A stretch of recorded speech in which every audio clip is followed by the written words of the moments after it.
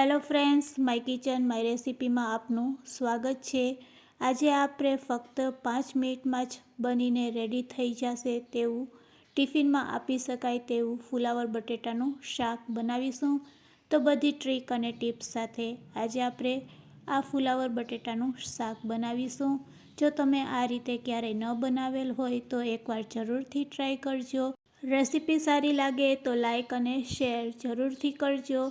અને જો તમે મારી ચેનલ ઉપર નવા હોય અને મારી ચેનલને હજુ સબસ્ક્રાઈબ ન કરેલ હોય તો અત્યારે જ સબસ્ક્રાઈબ કરી બાજુનું બેલ બટન દબાવવાનું ભૂલશો નહીં, જેથી કરીને તમને મારા નવા વિડીયોનું નોટિફિકેશન મળતું રહે।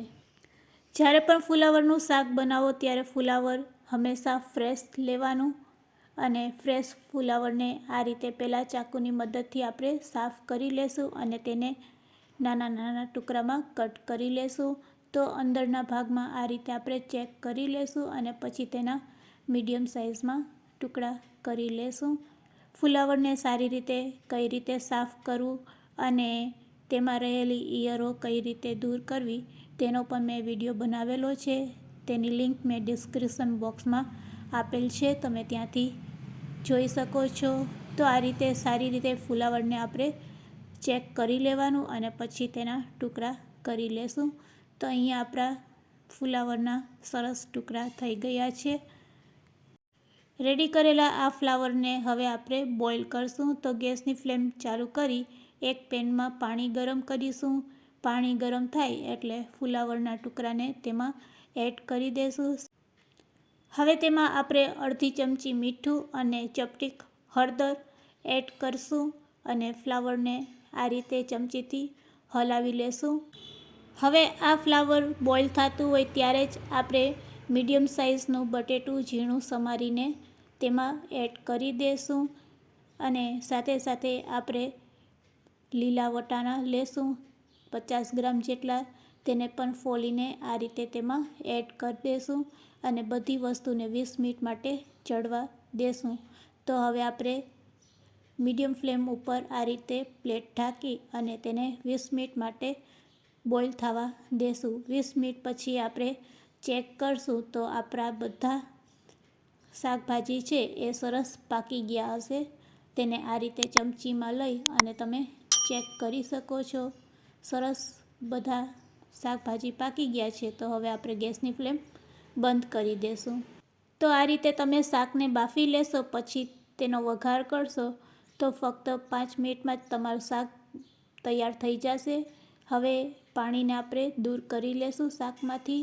તો આ રીતે એક વાસણ ઉપર ભાતિયાને સેટ કરી દેશું અને પાણીને આ રીતે નિતારી લેશું। બધું પાણી શાકમાંથી નીતરી જાય એટલે તેને 2 મિનિટ માટે ઠંડુ થવા રાખી દેશું અને પછી તેનો વઘાર કરીશું। તો આપણું શાક ઠંડુ થાય છે ત્યાં સુધી આપણે મસાલો રેડી કરી લેશું। ફુલાવરના શાકને જો તમે આ રીતે બાફીને બનાવશો તો નાની નાની ઈયળો હશે તે ગરમ પાણીમાં નીકળી જશે। તો અહીંયા આપણું શાક ઠંડુ થાય ત્યાં સુધી આપણે તેનો મસાલો બનાવીશું। મસાલો બનાવવા માટે એક વાટકીમાં આપણે અડધી ચમચી જેટલું લસણ આદુની પેસ્ટ લેશું। તેમાં 1.5 ચમચી જેટલો લાલ મરચું પાવડર, અડધી ચમચી હળદર પાવડર, 1 ચમચી ધાણા જીરું પાવડર અને થોડું પાણી નાખીને મસાલો રેડી કરી લેશું। આપણે અત્યારે બિલકુલ મીઠું નહીં નાખશું, મીઠું આપણે વઘાર કરતી વખતે નાખીશું। તો અહીંયા આપણો મસાલો રેડી છે। હવે આપણે ગેસની ફ્લેમ ચાલુ કરીશું અને શાકને વઘારશું। તો ગેસની ફ્લેમ ચાલુ કરી કડાઈમાં આપણે તેલ ગરમ કરશું। તેલ ગરમ થાય એટલે તેમાં આપણે જીરું એડ કરી દઈશું અડધી ચમચી, ચપટીક હિંગ એડ કરશું અને રેડી કરેલો મસાલો છે તે તેમાં એડ કરી દઈશું અને ગેસની ફ્લેમ લો કરી દઈશું। લો ફ્લેમ ઉપર આપણે મસાલાને ચડવા દઈશું। આ રીતે ચમચાથી હલાવ્યા પછી હવે તેમાં આપણે સમારેલું 1 નંગ મીડિયમ સાઇઝનું ટમેટું એડ કરશું। ફુલાવરનું આ રીતે તમે શાક બનાવશો તો ખૂબ જ ટેસ્ટી લાગશે, સાથે સાથે ટમેટાનો સ્વાદ પણ ખૂબ જ સરસ આવે છે ફુલાવરના શાકમાં। તો સ્વાદ અનુસાર હવે આપણે મીઠું અને કાશ્મીરી લાલ મરચું પાવડર સાથે સાથે થોડી કોથમીર નાખી અને જો તમારી પાસે મેગી મસાલા હોય તો 1 ચમચી જેટલો મેગી મસાલા એડ કરવાનો અને હવે ગ્રેવીને આ રીતે ચમચાથી હલાવી લેશું. હવે તેમાં આપણે બાફેલા શાકભાજી એડ કરી દઈશું અને ગ્રેવી સાથે સારી રીતે મિક્સ કરી લેશું અને મીડિયમ ફ્લેમ ઉપર 2 મિનિટ તેને ચડવા દેશું. આ રીતે બનાવેલું શાક આપણે ટિફિનમાં, બાળકોના લંચ બોક્સમાં તેમજ રાત્રિના ડિનરમાં પણ ખાઈ શકીએ છીએ. ખાવામાં ખૂબ જ ટેસ્ટી લાગે છે અને આ રીતે બનાવેલું શાક છે એ ભાખરી, પરોઠા કે પછી રોટલી સાથે ખૂબ જ ટેસ્ટી લાગે છે. તો તમે આ રીતે ક્યારેય શાક ન બનાવેલું હોય તો એકવાર જરૂરથી ટ્રાય કરજો. મોટાભાગના લોકોને ફુલાવરનું શાક ભાવતું હોય છે, પરંતુ તેમાં રહેલી ઈયળોથી તેઓ આ શાકને એવોઇડ કરતા હોય છે.